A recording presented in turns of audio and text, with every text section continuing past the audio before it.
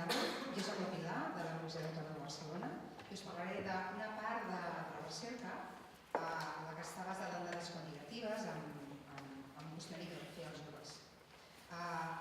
Vam introduir aquesta fase perquè volíem recollir la veu directament dels joves, no només la veu d'uns quants joves, que això s'ha fet a nivell qualitatiu i en profunditat, sinó la veu de la majoria de joves a través d'un qüestionari, que era l'eina idònia per poder-ho fer. Vam elaborar aquest qüestionari i, com tenim indicat aquí, vam recollir una mostra de gairebé 900 membres, és a dir, 900 joves. Aquest qüestionari tenia 3 grans blocs, perquè us ho dic una miqueta. Preguntava, en primer lloc, sobre les dades del jove, per veure tipologia de jove que s'empodera, nivell educatiu, edat, si realment treballa, experiència que ha tingut, etc. Això era el primer bloc. Tenim un altre bloc sobre els elements que han empoderat el jove, vinculat als espais, i un altre bloc sobre el que anomenàvem incidents crítics, és a dir, coses que li ha passat al jove al llarg de la seva vida i que ell considera que l'han empoderat. Ara, de manera molt ràpida, perquè tinc només 3 minuts, us vull presentar una mica aquests resultats. De fet, en el document teniu informació més extensa i també a la pàgina web.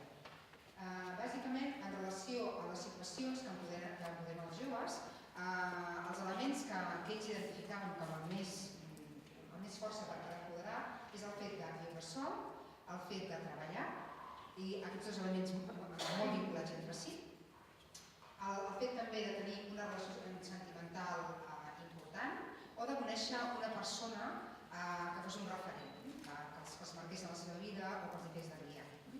Veiem que són elements, els dos primers, que no seran accessibles per tothom, per tant, simplement ho esmento perquè puguem reflexionar a partir d'aquí. Quin és l'índex d'ocupació que tenen els joves, quina és l'edat en què el jove català aconsegueix emancipar-se i viure sol.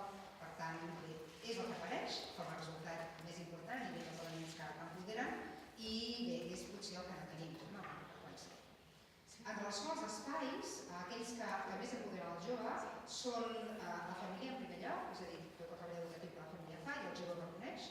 També a nivell educatiu, i sobretot això apareix quan el jove té estudis superiors, per tant, a nivell educatiu té el jove però arribant a un nivell d'estudis elevat.